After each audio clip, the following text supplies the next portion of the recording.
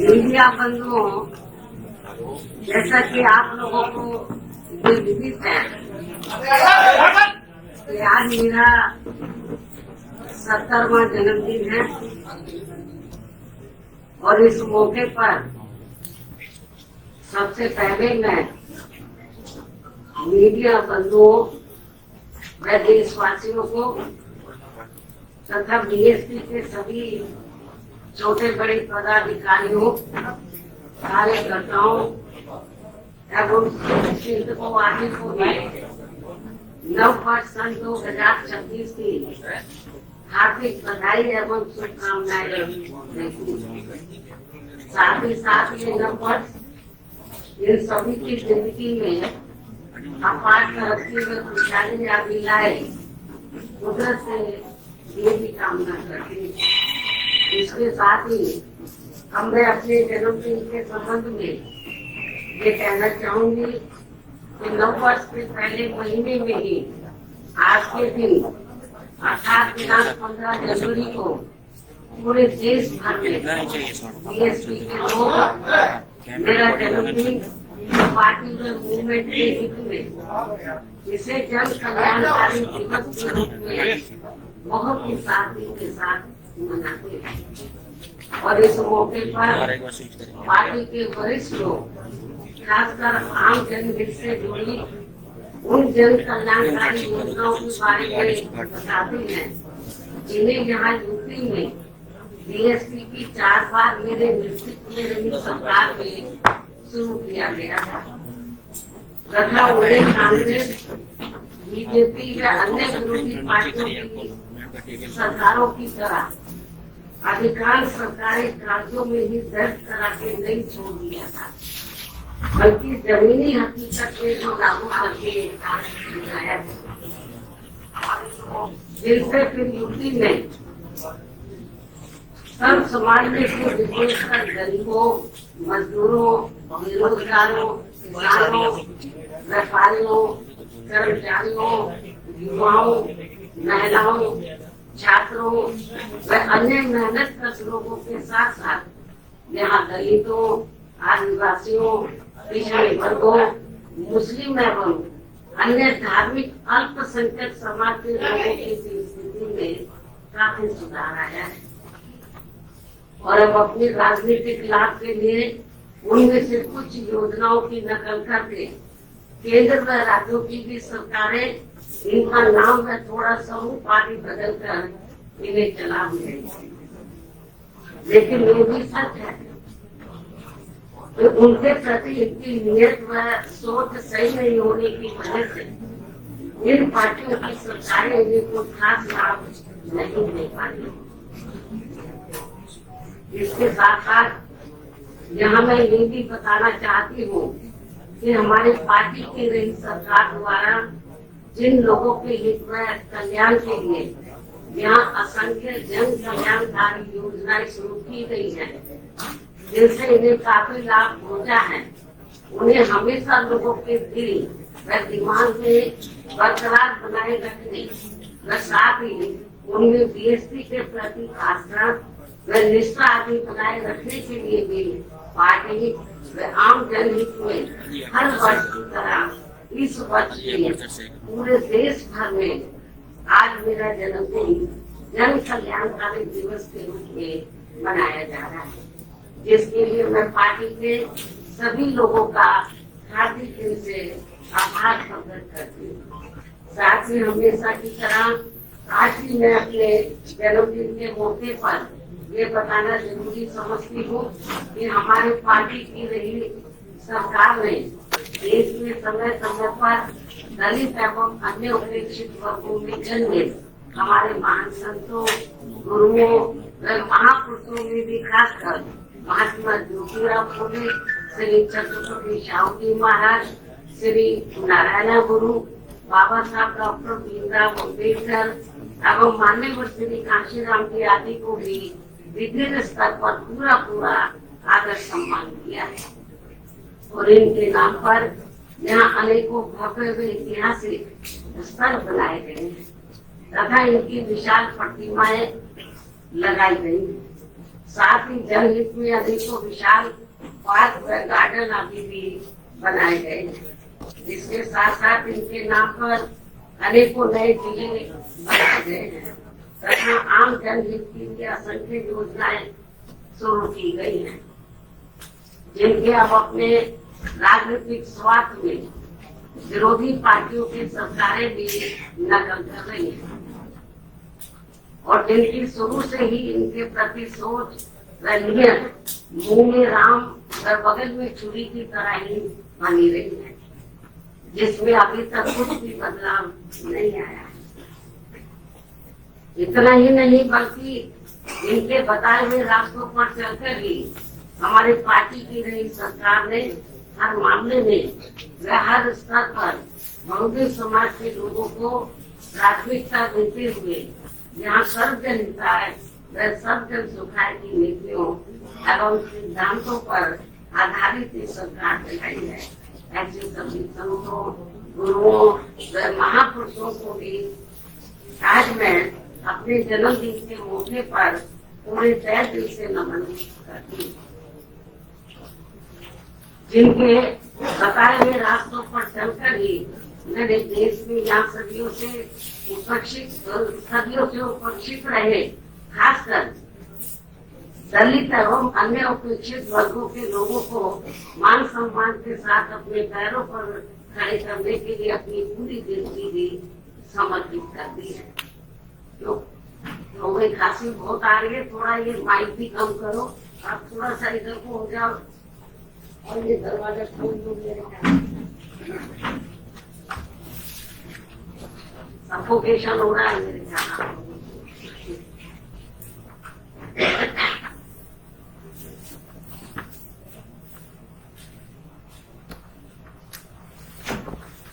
मैं आपको बता रही थी अभी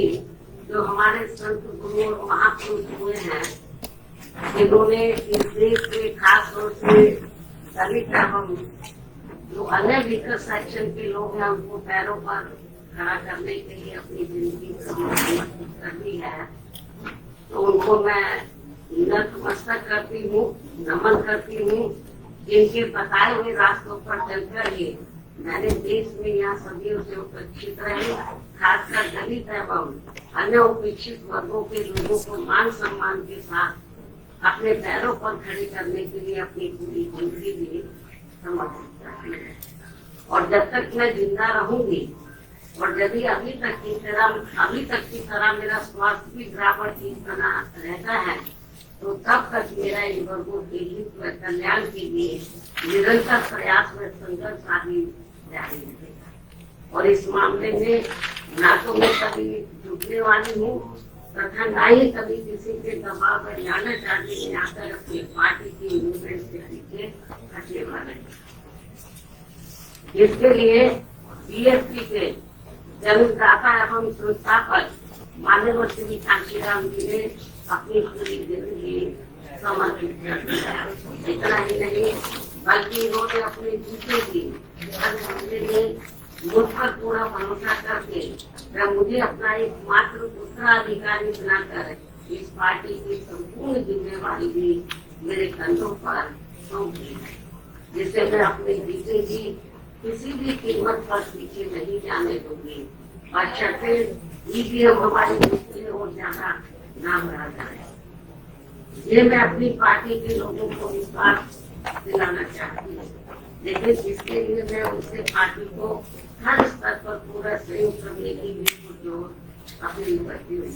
वैसे मुझे पूरा भरोसा है कि इस मामले में पार्टी के लोग मुझे कतई भी निराश नहीं करेंगे। इसके साथ साथ यहाँ मैं ये भी कहना चाहूंगी कि पार्टी द्वारा हर वर्ष इनकी मूवमेंट को आगे बढ़ाने के लिए विभिन्न स्तर पर जो भी प्रयास किए गए हैं और इस दौरान जो भी उतार चढ़ाव आए हैं तथा विरोधियों द्वारा बीएसपी को कमजोर करने के लिए जो भी षड्यंत्र रचे गए हैं, तो इन सब का पिछले एक वर्ष का पूरा लेखा जोखा मेरे हर वर्ष आज के ही दिन अर्थात मेरे जन्मदिन के मौके पर जारी होने वाली पुस्तक मेरे संघर्ष में जीवन एवं देश की मूवमेंट का सफरनामा में इनकी वे अंग्रेजी में वर्णित कर दिया जाता है, जो कि ये पुस्तक पार्टी में विशेषकर नए जुड़े लोगों के साथ साथ वर्तमान युवा पीढ़ी व आगे आने वाली पीढ़ी के लिए भी पार्टी में मूवमेंट के हित में उन्हें सही मार्गदर्शन व प्रेरणा आदि देने का लिए अति महत्वपूर्ण कार्य करेगी, जिसका 21वें हिंदी व अंग्रेजी संस्करण का मैं विमोचन करूं। लेकिन उससे पहले मैं मीडिया के माध्यम से पार्टी के लोगों को सावधानी के तौर पर ये बताना जरूरी समझती है कि देश में पार्टी की मूवमेंट को आगे बढ़ने से रोकने व कमजोर करने के लिए पिछले कुछ वर्षों से यहाँ कांग्रेस, बीजेपी व अन्य जातिवादी पार्टियां आए किस्म किस्म के साम दाम दंड भेद आदि अनेकों पहले इस्तेमाल करती रहती है, जिनका कई व समय से मुंह तोड़ जवाब देकर व हर प्रकार की सावधानी बरतते हुए ही अपनी पार्टी के लोगों को पूरे देश में बीएसपी को हर स्तर पर मजबूत बनाना है और खासकर आबादी के हिसाब से देश के सबसे बड़े प्रदेश की यूपी में फिर से यहाँ की पार्टी बीएसपी को सत्ता में लाना भी बहुत जरूरी है। हालांकि इस संदर्भ में काफी कुछ विस्तार से जानकारी मैंने दिनांक 9 अक्टूबर सन 2025 को बीएसपी के जन्मदाता एवं संस्थापक मान्यवर श्री काशीराम जी की पुण्यतिथि के मौके पर यहाँ लखनऊ में इनके सम्मान में किए गए यूपी प्रदेश स्तरीय अति विशाल महाआयोजन में दे दी गई है। उन्हें मैं पुनः दोहराना नहीं चाहती, लेकिन यहाँ यूपी की आम जनता को सजग व सचेत करने के उद्देश्य से ये कहना जरूरी समझती हूँ कि पिछले महीने सन 2025 में उत्तर प्रदेश विधानसभा के हुए शीतकालीन सत्र के दौरान राजधानी लखनऊ में अकेले बीजेपी के ही नहीं बल्कि सपा व कांग्रेस के भी ब्राह्मण समाज के सभी विधायकों तथा सरकार के मंत्री आदि ने भी एक जगह इकट्ठा होकर अपने ब्राह्मण समाज की वर्तमान बीजेपी की सरकार में भी हर स्तर पर हो रही उपेक्षा तथा इन पर आए दिन हो रही जुर्म जाति आदि को भी लेकर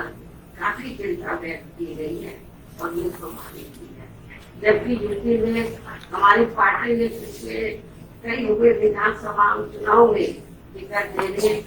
व सरकार बनने पर अन्य वर्गों की तरह ब्राह्मण समाज को भी हर स्तर पर उचित भागीदारी दी है। साथ ही इनके ऊपर किसी भी प्रकार से कोई भी अन्याय अत्याचार आदि नहीं होने दिया है, जिसे ध्यान में रखकर अब यहाँ ब्राह्मण समाज को भी कांग्रेस, बीजेपी व सपा आदि पार्टियों के किसी भी बहकावे में नहीं आना चाहिए। वैसे भी अब ब्राह्मण समाज को किसी का भी चोखा बाटी आदि नहीं चाहिए और न ही वे किसी की धमकी से भी डरने वाले हैं, बल्कि उन्हें हर स्तर पर पूरा मान सम्मान व उचित प्रतिनिधित्व तथा रोटी रोजी के लिए साधन चाहिए। साथ ही इनके ऊपर कोई भी दुर्ग जाति आदि नहीं होनी चाहिए, तो ये सभी की चाहत अभी तक बीएसपी की सरकार में ही पूरी हुई है और इस बार बीएसपी की सरकार बनने पर फिर से इनकी ये सब चाहत जरूर पूरी की जाएगी। इनके साथ साथ क्षत्रिय व वैश्य समाज आदि के भी हित व कल्याण का तथा इनकी सुरक्षा आदि का भी हर मामले में पूरा ध्यान रखा गया है और आगे भी रखा जाएगा। वैसे भी हमारी पार्टी की नई सरकार ने हमेशा यहाँ सब समाज के हित व कल्याण का हर मामले में हर स्तर पर पूरा ध्यान रखा है। खासकर जाट समाज जो ज्यादातर खेती किसानी का कार्य करता है, उनकी खेती करने के लिए खाद्य सहित अन्य सभी सुविधाओं की समय से उनकी व्यवस्था की है। साथ ही गन्ना किसानों को तो काफी बढ़ाकर दाम दिया है। इनकी अन्य फसलों का भी उन्हें उचित दाम दिया है और अब सरकार बनने पर और अब आगे सरकार बनने पर इनका इसी प्रकार आगे भी जरूर पूरा ध्यान रखा जाएगा। इसके साथ साथ जाट समाज के शिक्षित बेरोजगार युवाओं को भी सभी विभागों में, खासकर पुलिस भर्ती में बिना कोई रिश्वत के उन्हें काफी सरकारी नौकरी दी है। अन्य वर्गों की तरह इनके ऊपर भी कोई जुर्म जाति आदि नहीं होने दी गई है। राजनीति में भी उनको उचित भागीदारी दी और अब इनको भी अपने हित व कल्याण में बीएसपी से जुड़कर अपनी पार्टी बीएसपी की सरकार बनाना बहुत जरूरी है। इतना ही नहीं बल्कि यहाँ दलितों, पिछड़ों, मुस्लिम व अन्य धार्मिक अल्पसंख्यक समाज के लोगों के हितों का तो बीएसपी की नई सरकार ने हर स्तर पर इनका प्राथमिकता के आधार पर विशेष ध्यान रखा गया है और इनके ऊपर कोई भी अन्याय अत्याचार आदि नहीं होने दिया है। आगे भी इन वर्गों का विशेष ध्यान रखा जाएगा। इसके अलावा हमारी रही सरकार में, हमारी पार्टी की रही सरकार ने किसी के भी मंदिर, मस्जिद व चर्च आदि को भी कोई क्षति नहीं पहुँचने दी है। इस प्रकार से हमारी पार्टी की रही सरकार ने यूपी की आम जनता को हर मामले में से हर स्तर पर काफी बेहतरीन सरकार दी है। हालांकि प्रदेश की आम जनता ने यहाँ कांग्रेस, बीजेपी और सपा आदि का भी शासन काल देखा और खासकर सपा के शासन काल में तो यहाँ के गुंडों, बदमाशों, माफियाओं व भ्रष्ट लोगों का ही राज चलता रहा है, जिसमें इनके खुद के समाज को छोड़कर अधिकांश अन्य सभी वर्गों का शोषण होता रहा है। और इस मामले में दलित वर्ग के लोगों का तो इनकी सरकार में सबसे ज्यादा उत्पीड़न हुआ है। इनके समाज के बीएसपी की प्रमुख नेता को भी सपा से अलग होने पर, जब गठबंधन की सरकार थी तो सपा से अलग होने पर दिनांक 2 जून सन 1995 को यूपी के लखनऊ सरकारी गेस्ट हाउस में मेरे ठहरने के दौरान वहाँ सरकारी मशीनरी की मदद से सपा के कई हजार गुंडों व बदमाशवादी ने जो उस दिन मेरे ऊपर जानलेवा हमला करने का पूरा प्रयास किया है, ये सब भी किसी से छिपा नहीं। इसके अलावा दलित एवं अन्य पिछड़े वर्गों में जन्मे हमारे महान संतों, गुरुओं व महापुरुषों की भी इनकी सरकार में हर स्तर पर काफी उपेक्षा की गई है। संसद में दलितों के पदोन्नति में आरक्षण से संबंधित लाए गए बिल को भी सपा के सांसदों द्वारा पास दिया गया था। मान्यवर श्री कांशीराम जी के देहांत होने पर इनकी सरकार द्वारा इनके सम्मान में एक दिन का भी राष्ट्रीय शोक घोषित नहीं किया गया था। पिछड़े वर्गों का भी आरक्षण संबंधी ज्यादातर लाभ इनकी सरकार में केवल इनका खुद का समाज, इनका खुद का अपना समाज ही उठाता रहा है। मुस्लिम समाज भी ज्यादातर उपेक्षा की रहा है। ये इनके बीजेपी अपनी सरकार। वहीं दूसरी तरफ बीएसपी की नई सरकार में हमने किसी भी वर्ग व धर्म के लोगों के साथ किसी भी मामले में कोई पक्षपात आदि नहीं होने दिया है और हमने पिछड़े वर्गों में इनके खुद के यादव समाज के हितों का भी पूरा ध्यान रखा है, आगे भी रखेंगे। प्रदेश में सभी विरोधी पार्टियों की रही सरकारों की तरह हमने बीएसपी की सरकार में कोई भी दंगा फसाद आदि नहीं होने दिया है। साथ ही प्रदेश के विकास को भी लेकर हमारी पार्टी की नई सरकार में अनेकों ऐतिहासिक कार्य किए हैं और इस मामले में ये बात सर्वविदित है कि प्रदेश में बीएसपी की सत्ता नहीं रहने के बाद यहाँ विरोधी पार्टियों की नई सरकारों में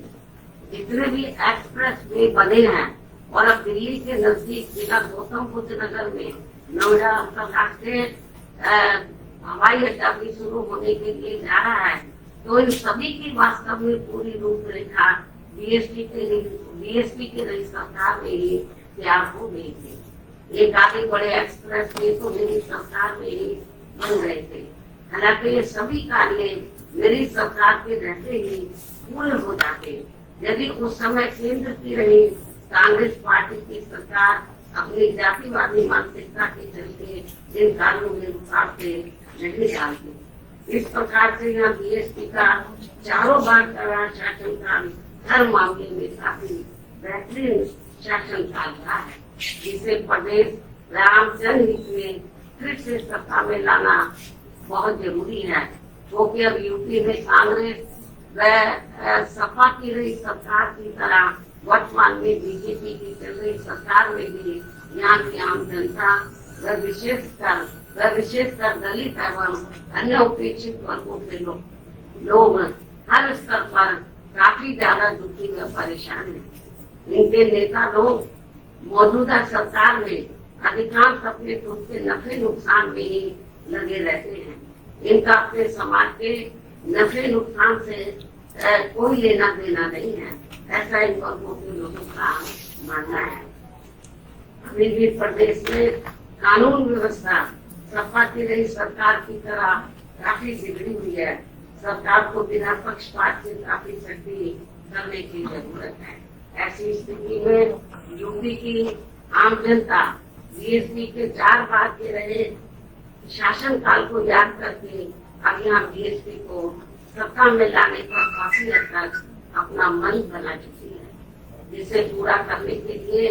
इस बार होने वाले विधानसभा चुनाव में मैं खुद भी कोई कसर छोड़ने वाली नहीं हूँ। ये मेरा पूरा वादा है। और जब यूपी में इस बार होने वाले विधानसभा चुनाव में हमारी पार्टी की पूर्ण बहुमत की सरकार बन जाती है, जिसकी काफी उम्मीद भी है, तब फिर हमारी पार्टी सन 2007 में पूर्ण बहुमत की बड़ी सरकार की तरह ही यहाँ हर मामले में व हर स्तर पर सर्वजन हिताय व सर्वजन सुखाय की नीतियों एवं सिद्धांतों पर आधारित सरकार चलाएगी। ये भी मैं यूपी की जनता को विश्वास दिलाना चाहती हूँ, जिसकी इस समय यूपी की जनता को व खासकर दलित एवं अन्य उपेक्षित वर्गों के लोगों को तथा विभिन्न क्षेत्रों में कार्यरत दुखी व पीड़ित लोगों को भी काफी जरूरत है। वैसे भी इस समय यहाँ अकेले बहुजन समाज के लोग ही नहीं, बल्कि अन्य सभी समाज के लोग भी अपनी विभिन्न समस्याओं को लेकर काफी ज्यादा दुखी व परेशान है। यहाँ कानून व्यवस्था भी ठीक नहीं है। ऐसे में अब यहाँ यूपी की आम जनता बीएसपी को पूर्ण सत्ता में लाना चाहती है, किंतु उसके लिए पार्टी को हर स्तर पर मजबूत बनाना बहुत जरूरी है। और यदि इस बार यहाँ विधानसभा के आम चुनाव होने से पहले हमारी पार्टी हर स्तर पर मजबूत हो जाती है, और जिसके लिए अभी से ही पार्टी के लोग पूरी जी-जान से जुटे भी हैं, तो तब फिर अपनी पार्टी को इस बार सत्ता में आने से कोई रोक नहीं सकता है। बशर्ते यहाँ प्रदेश की आम जनता चुनाव के दौरान कहीं भी गुमराह नहीं होती है। इसके साथ साथ पिछले कई चुनावों की तरह इस बार भी होने वाले विधानसभा चुनाव में ईवीएम में धांधली व बेईमानी आदि नहीं की जाती है, जिसकी ये आम चर्चा है। लेकिन इसके बावजूद भी हमारी पार्टी ये सोचकर देश के सभी चुनाव पूरी तैयारी व ईमानदारी के साथ लड़ती है, पता नहीं कब ईवीएम में धांधली व बेईमानी आदि कराने वालों का सिस्टम नहीं है, तो तब फिर चुनाव में सही रिजल्ट आ सकता है। ऐसा भी लोगों का मानना है। वैसे अब पूरे देश में ईवीएम के विरोध में काफी आवाजें उठने लगी हैं। ऐसे में ये व्यवस्था कभी भी खत्म की जा सकती है और इसके स्थान पर फिर से यहाँ बैलेट पेपर के जरिए चुनाव कराए जा सकते हैं, और ऐसा कई देशों में भी हो चुका है। यहाँ फिर मान्य कोर्ट द्वारा भी इसमें कुछ जरूरी परिवर्तन किए जा सकते हैं। इसलिए हमें उत्तर प्रदेश सहित पूरे देश में अपनी पार्टी को हर स्तर पर मजबूत बनाते रहना बहुत जरूरी है। इसके अलावा पिछले कुछ समय से देश में क्रमवार वोटों के रिवीजन यानी कि SIR सर्वे का भी कार्य चल रहा है। उसमें भी काफी गंभीर शिकायतें चर्चा में है, लेकिन फिर भी इस कार्य में अपनी पार्टी के लोगों को काफी सजग रहना है और समय से ये कार्य पूरा भी करना है। इसके साथ ही जहाँ तक गठबंधन करके चुनाव लड़ने का सवाल है, तो इस संबंध में फिर से यहाँ मैं अपनी पार्टी का स्पष्ट कर देना चाहती हूँ कि हमारी पार्टी का गठबंधन करके चुनाव लड़ने के मामले में अभी तक का अधिकांश अनुभव यही रहा है कि गठबंधन करके चुनाव लड़ने से हमारी पार्टी को फायदा कम व नुकसान ज्यादा होता है तथा इससे पार्टी का वोट प्रतिशत भी काफी हद तक कम हो जाता है, जबकि बीएसपी से गठबंधन करके चुनाव लड़ने वाली पार्टी को पूरा फायदा पहुंच जाता है, क्योंकि गठबंधन में बीएसपी का खासकर दलित बेस वोट तो गठबंधन करने वाली पार्टी को पूरा ट्रांसफर हो जाता है, किंतु उनका विशेषकर अपर कास्ट समाज का ज्यादातर उनकी जातिवादी मानसिकता होने की वजह से उम्मीदवारों को परिवर्तित नहीं हो पाता है और फिर ये वोट पार्टी को भी चला जाता है, जिनका नेतृत्व जातिवादी पार्टियों के हाथों में होता है। यही मुख्य वजह है कि देश में अधिकांश पार्टियां बीएसपी से गठबंधन करके चुनाव लड़ना चाहती हैं, क्योंकि उनको फायदा पहुंचता है, लेकिन गठबंधन करने के मामले में हमें बीएसपी के हित को भी देखना बहुत जरूरी है। ऐसी स्थिति में अब हमारी पार्टी उत्तर प्रदेश सहित पूरे देश में विधानसभा व लोकसभा का भी आम चुनाव अकेले ही लड़ना ज्यादा बेहतर समझती है, और यूपी में जब इस बार चुनाव होगा अकेले ही चुनाव लड़ेगी तो जरूरत पड़ेगी किसी को भी अपने आप में पैदा नहीं करने के लिए। इसलिए अब हमारी पार्टी ने उत्तर प्रदेश सहित पूरे देश में सभी छोटे बड़े चुनाव अकेले ही लड़ना ज्यादा उचित समझा है, और अब हमारी पार्टी किसी भी चुनाव में किसी भी पार्टी के साथ किसी भी प्रकार का कोई भी गठबंधन करके चुनाव नहीं लड़ेगी। लेकिन इस संबंध में यहाँ मैं ये भी कहना चाहूंगी, जब आगे चलकर हमारी पार्टी को ये पूरा भरोसा हो जाएगा, आपकी नई बात करूँ वर्षों लगेंगे, जब आगे चलकर हमारी पार्टी को ये पूरा भरोसा हो जाएगा कि बीएसपी से गठबंधन करके चुनाव लड़ने वाली पार्टी अपनी पार्टी का खासकर अपर कास्ट समाज का वोट उनकी जातिवादी मानसिकता में सोच आदि को बदलकर हमारी पार्टी को ट्रांसफर करा सकती है, तब फिर उस समय गठबंधन करके चुनाव लड़ने को लेकर जरूर सकारात्मक निर्णय लिया जा सकता है। इसमें वर्षों लगेंगे। जब तक के जातिवादी व्यवस्था रहेगी, मानसिकता लोगों के लिए बदलनी बहुत मुश्किल है, जो फिलहाल हमें यहाँ अभी तक किसी भी पार्टी में ऐसा होता हुआ नजर नहीं आ रहा है। लेकिन ये भी सच है कि हमारी पार्टी द्वारा अपर कास्ट समाज के जिन लोगों की जातिवादी मानसिकता व सोच आदि को बदल दिया गया है, लेकिन ये भी सच है कि हमारी पार्टी द्वारा अपर कास्ट समाज के जिन लोगों की जातिवादी मानसिकता व सोच आदि को बदल दिया गया है, उनका वोट तो बिना गठबंधन के ही सीधा बीएसपी को मिल गया, और इनका इस बार पहले से भी उम्मीद है कि इनका इस बार पहले से भी कहीं ज्यादा ये वोट हमारी पार्टी को जरूर मिल जाएगा। अपर कास्ट समाज का ऐसा पार्टी का मानना है। इसके साथ साथ प्रदेश में दलित, पिछड़ा व मुस्लिम एवं अन्य धार्मिक अल्पसंख्यक समाज का भी वोट इस बार पहले से कई गुना ज्यादा बीएसपी को ही मिलने वाला है, और फिर सपा का पीडीए भी देखता ही रह जाएगा, जिसकी पार्टी को पूरी उम्मीद थी, क्योंकि अब यहाँ सब समाज के लोग कांग्रेस, बीजेपी व सपा आदि के शासनकाल को काफी आजमा चुके हैं, जबकि बीएसपी का 4 बार का रहा शासनकाल हर मामले में व हर स्तर पर काफी लोकप्रिय रहा है। और अब ये लोग इन पार्टियों के बहकावे में न आकर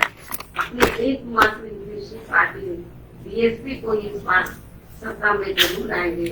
जिसकी काफी संभावना भी है। और ये बहुत जरूरी बात है, पार्टी व मूवमेंट के हित में आज मैंने अपने जन्मदिन के मौके पर मीडिया के जरिए पूरे देश में अपनी पार्टी के लोगों के सामने रखी। हालांकि मुझे पूरा भरोसा है कि पूरे देश में पार्टी के लोग मेरी इन सब बातों को गंभीरता से लेते हुए अब अपनी पार्टी को जरूर मजबूत ऑफ कर दो, इसको जरूर मजबूत बनाएंगे, जो यही इनका मेरे जन्म के पर खास तोहफा भी होगा। और अब मैं पार्टी में मूवमेंट भी इसमें अपनी लिखी नई पुस्तक का विमोचन करती हूँ।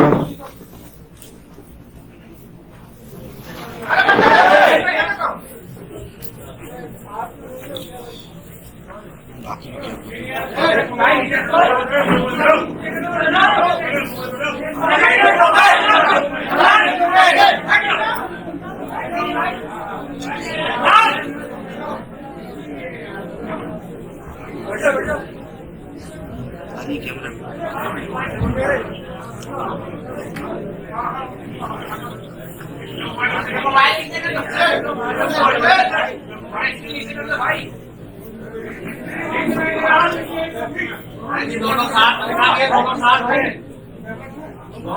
में दिखा दीजिए, दोनों साथ में दिखा दीजिए, साथ में आप